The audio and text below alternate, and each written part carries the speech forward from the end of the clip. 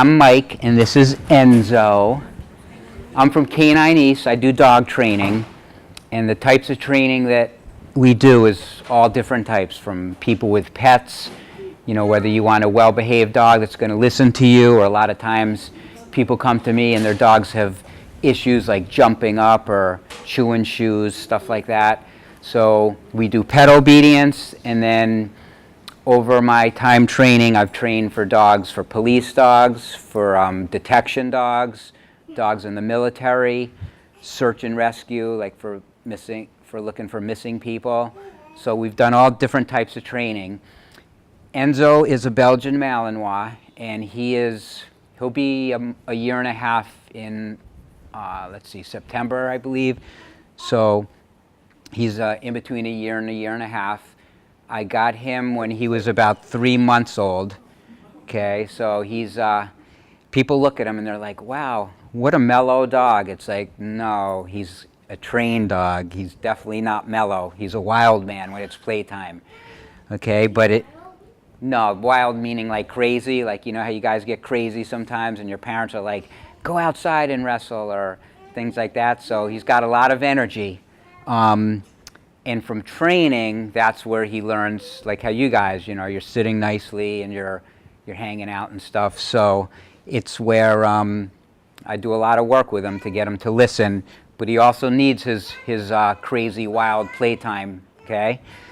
So with Enzo, I got him as a puppy at about 12 weeks old, at 3 months. And I just had this wild puppy who was biting and jumping and just being crazy. So he needs that release where he needs to play, but he also has to learn the rules of, hey, when we're inside and we're with our other dog, Milo, who's a little dog, and we're watching TV, it's time to just play with your toy and to just relax and to be good. So it's a lot of work to do, and I'm sure some of you guys have dogs. And let's see how many hands. Anybody here have a dog? Okay, a couple. All right. What kind of dog do you have? Do you know what kind? What breed? German Shepherd. Oh, cool.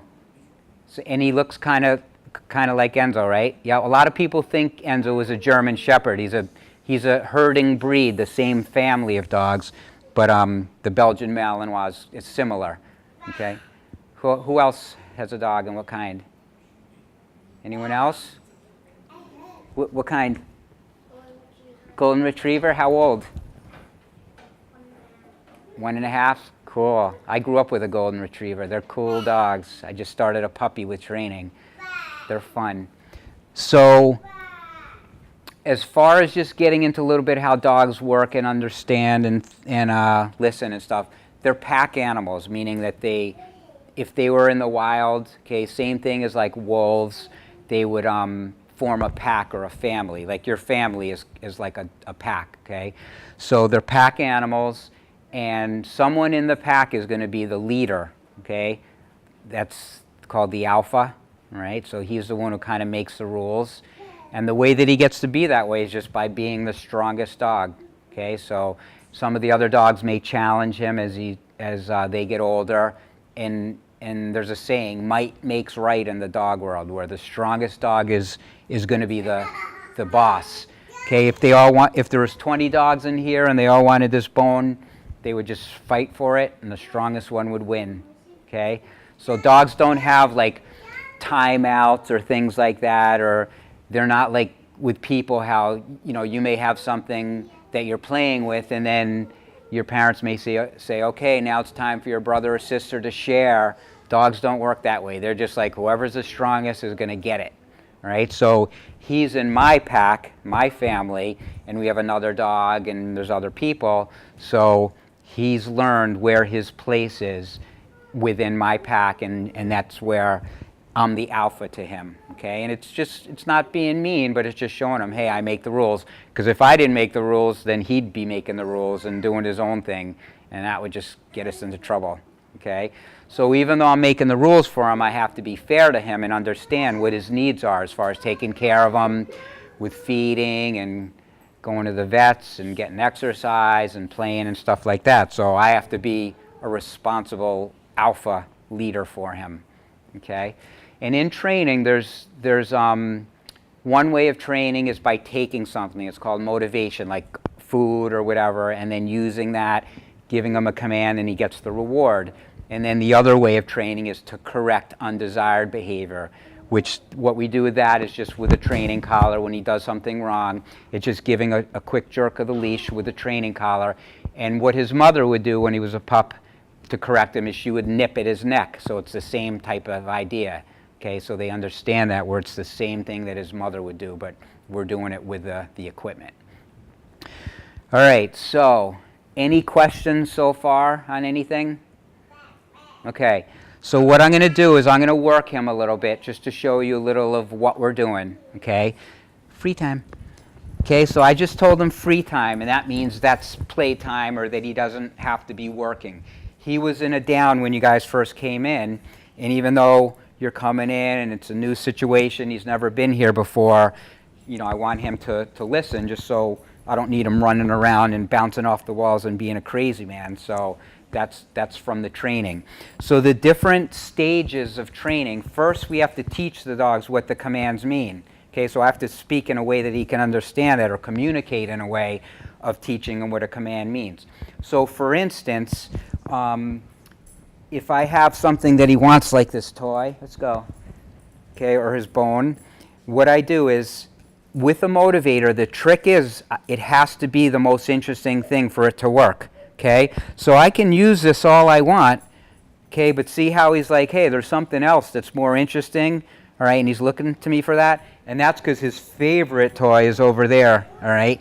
So even though his favorite toy was over there, with training, he still had to listen until I told him he can have it, okay? So now it's on my terms, not where, hey, just because it's there, you're going to be crazy and get it. It's when I tell you you can play with it, you have your chance with it, okay? Free time. House. House. Okay, now you see the difference where he's like, oh, there's that favorite toy. So whatever works, whether it's food or a ball or whatever, okay, that's what you can use. So when I'm teaching him things, okay, sit. I'm just guiding him with this. Here, sits. That's one way to train the dogs. Free time. All right? So that's teaching him by guiding him. He's looking at that, and it's kind of like a magnet, like I'm bringing him to me with that thing that he wants, okay? And then once he understands what's expected of him, then it's training. So he knows what sit means now. He's clear on that.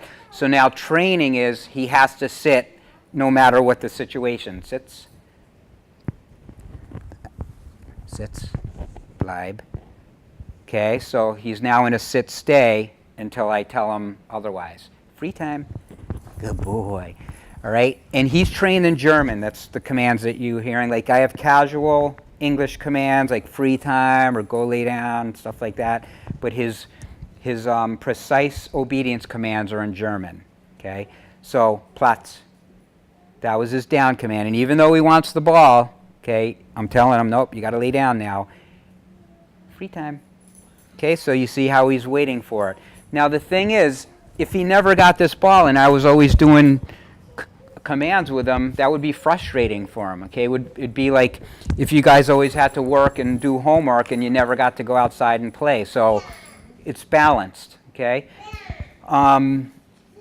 So even though the toy's here now, I'm going to work him a little bit. Let's go. Aus. Good boy. Fuss. So the heel means for him to walk right next to me. Fuss. Whichever way I turn, okay, he sticks with me. Good boy. Fuss on my left side. Sits. Platz. Okay. And what I had to do is I had to teach him what these different things meant. And now it's training where, hey, even though your ball's there and you want it, you got to listen to me. Okay, Fuss. Good boy. Yep. Sits. Good. Free time. Free time. Free time. Get it. Get it. Okay, so now he can play with it. Now, even though he's in the middle of playing with it, all right, which you see he loves it, free time. Aus. Platz. Okay. Really? I told you to lay on it? All right. But you see how I want the control, the command to override the ball. Free time. Good ball. Free time. Eat it.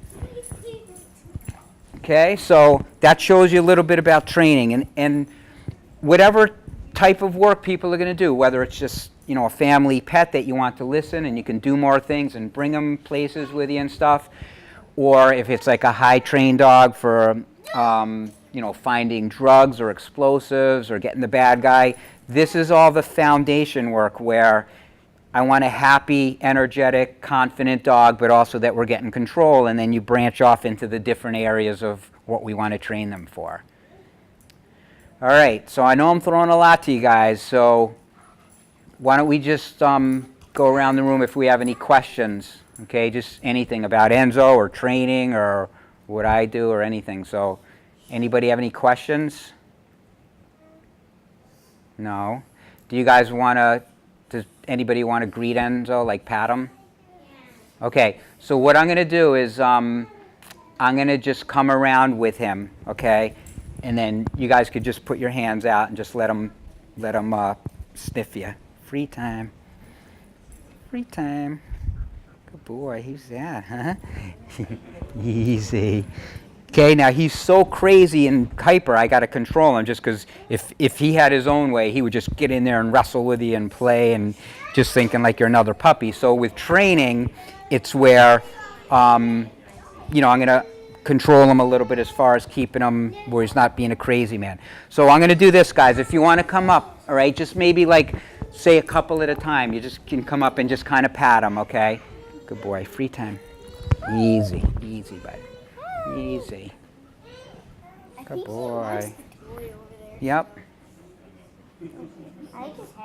Yeah. Easy, bud. There you go. Okay, let's some other guys have a turn, okay? Easy, buddy. You want to pat him? Just come around to the side, honey. Good boy. Okay, now how about somebody want to throw the ball for him? Okay. Oh, geez, we got a lot of people. All right, so let's do this. Okay, let's. Those of you who raise your hand, come up. We'll line up over here, okay? So come on over here. All right, easy. So just stay right there for a sec. Aus. Bleib. Sitz. Bleib. Okay, you're going to back up. Ew. Slimy, huh? Okay, so just throw it to him, okay? Go ahead. Free time. Free time. Good boy. Platz. Good boy. Okay, next person. Tell me when you're ready, all right? And you're going to just throw it over there. You ready? Okay. Free time. Go. Throw. There it is. Good boy. Let's go. Okay, let's see. Who's next? Okay, honey, you get it. Okay. Good boy. What's that? Okay, so now throw it in the corner. Go ahead. There you go. Free time. Crazy, huh? He's like, what was that? All right, now see how he brings it back? Okay. Let's go, Aus. Let's go. Sits. Okay, you can grab it. Bleib. When you're ready, you can throw it in the corner. Bleib. Free time. Good boy. Whoa, he caught it. Okay, next. Now let's try something. Aus. Bleib. Bleib. This time you're gonna throw it, and I'm gonna have him not get it. Okay? Go ahead. Bleib. Tell me when you want me to let him get it. Free time. Good boy. There you go. Okay, next. Good boy, buddy. Good boy.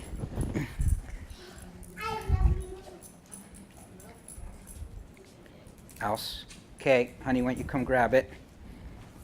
Okay, throw it in the corner. Free time.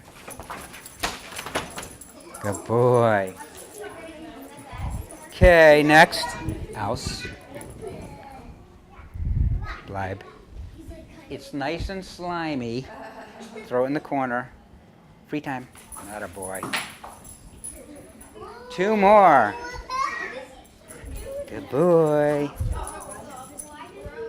Now watch what happens if we don't throw it. Free time. Free time.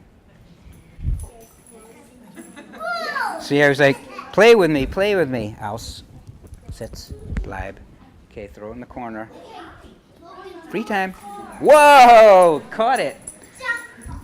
Good boy. Aus. Aus.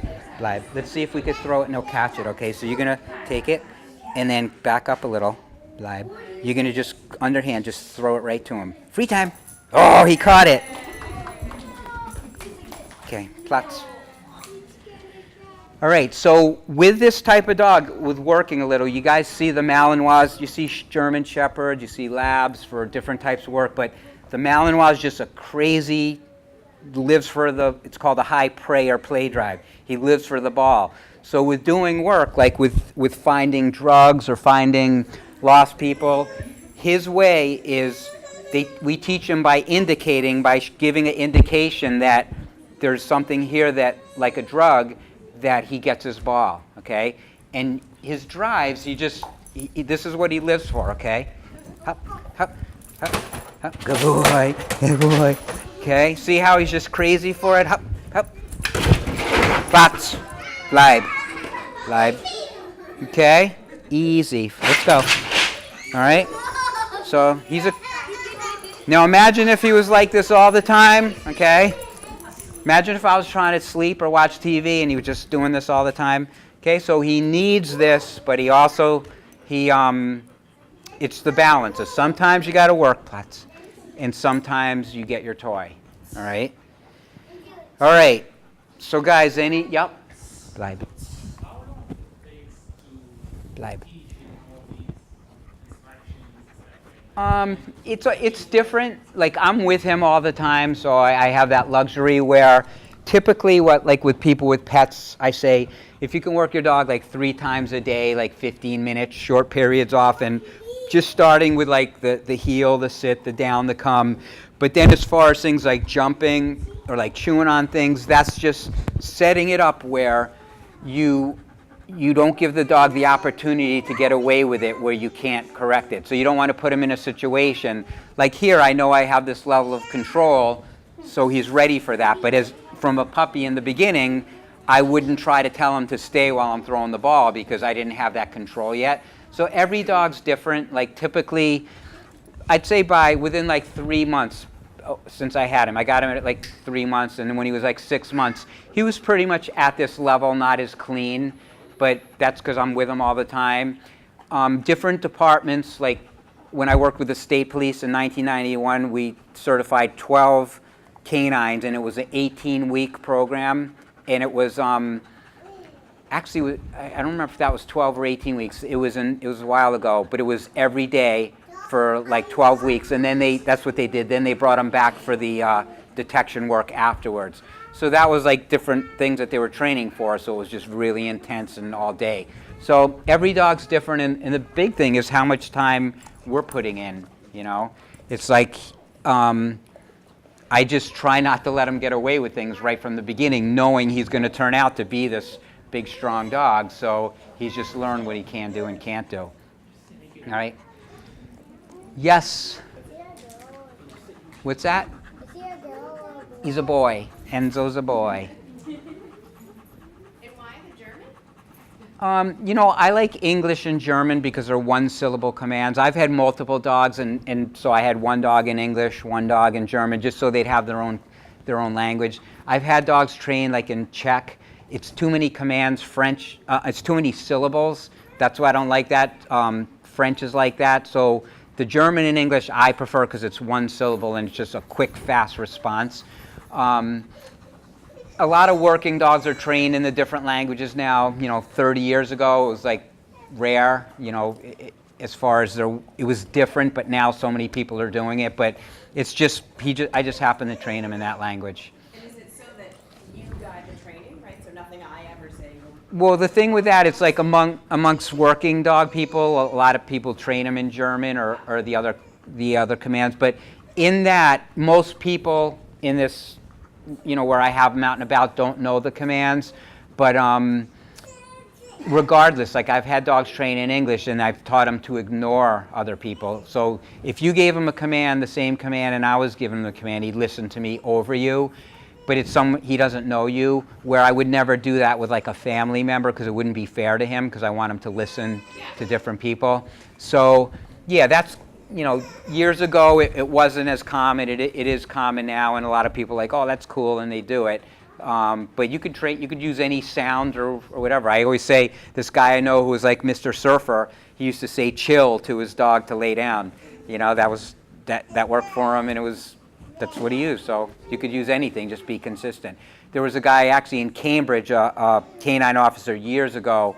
He's long retired, but he used to get his dog to bark aggressively. He would kind of do like a like a cough under his breath, and that was his signal to get the dog. That's what he chose to do.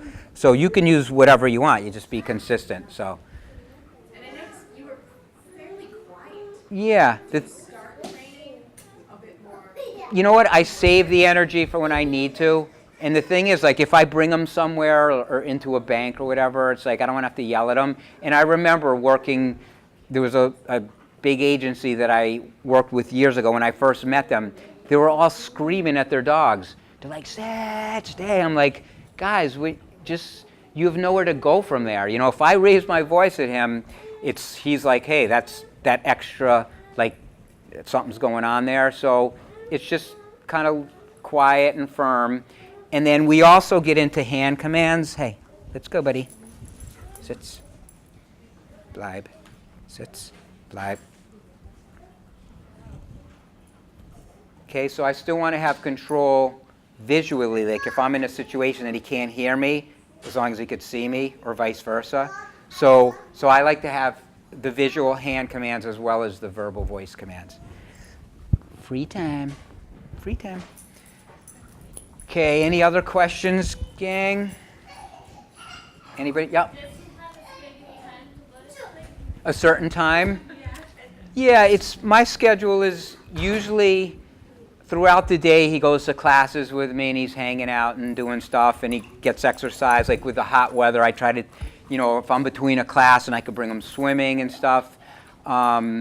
So his routine is different, and I may have dogs, like I had a dog that was in for training today and for exercise, so he was playing with that dog for a lot of time during the day. So as far as sleeping, usually at night, I don't know, anytime between 6 and 10, depending on when I'm finishing up, he'll be inside with us, maybe watching TV, or if I'm doing stuff on the computer or reading, and he's usually in for a couple hours there, just kind of chewing on his toy and just hanging out. And then when I go to bed, he goes to bed, which, it could be whenever. Like last night, it was 2 in the morning. So he was with me doing stuff until then. And, it might be 11 o'clock on another night. So he's kind of he adapts to the routine. But they do get conditioned where it's funny, actually. The last week is the first time that I actually would be doing something and I look over and he's actually starting to fall asleep. Usually he's just like constant playing with this thing. And then when he goes into his bed or his crate, then he just settles down.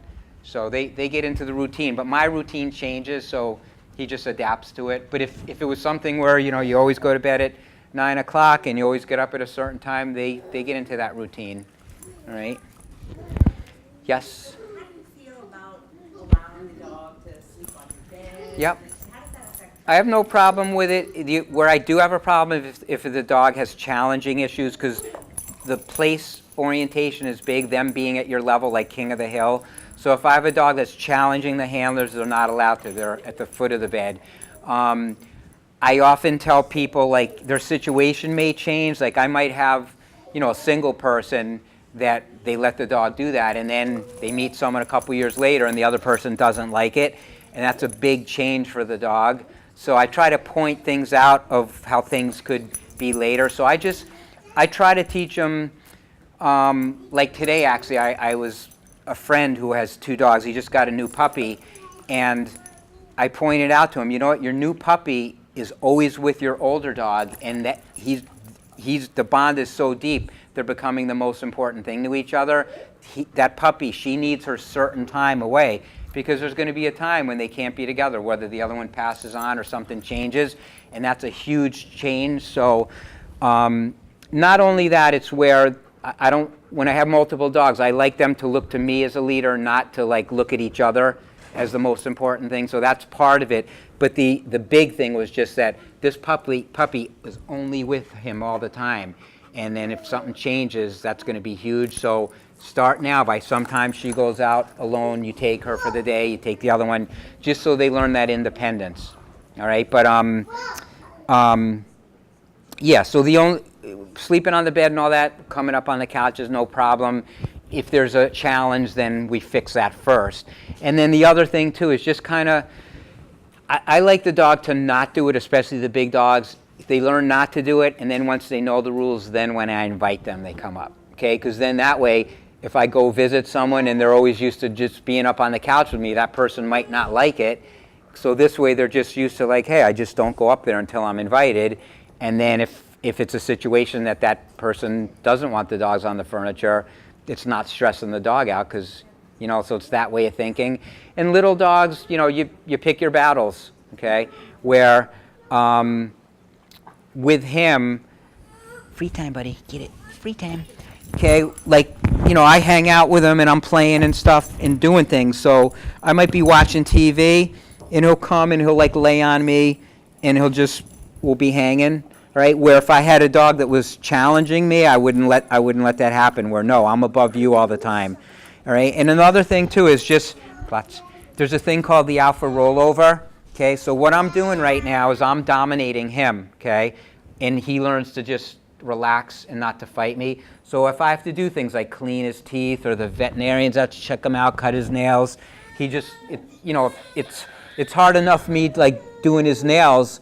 When he's still, I don't need him thrashing around and fighting me. So this is something where a dog like him, he's learned he's not allowed to go up unless he's invited, but there's no challenging issues with me. So if there's a time that he's allowed to, then, you know, that it's appropriate, then I'll invite him.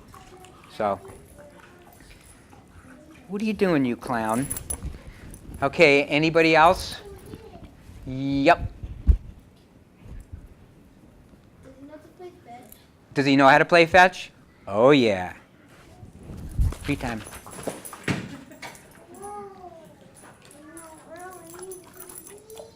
Okay, see, he just knows the routine. To resume the game, he'll bring it back. Okay, so, lots. So yeah, that's what the fetch game, and I don't even have to tell him a command. I just do it, and he knows, hey, he loves playing the game, and he knows to bring it back. All right. Okay, someone else had raised their hand. Yeah. You have a question, hun? No? Okay, if you think of it, you tell me. Anybody else? Questions? All right, guys, so that's pretty much it. All right, I hope that taught you a couple things about training, and you know what you want to do with the dogs is just to give them a good, loving home, but to teach them that there's some rules, and so everybody's happy. Right? But it's just learning how to communicate with them in a fair way. All right, guys. Well, thanks for having me. All right.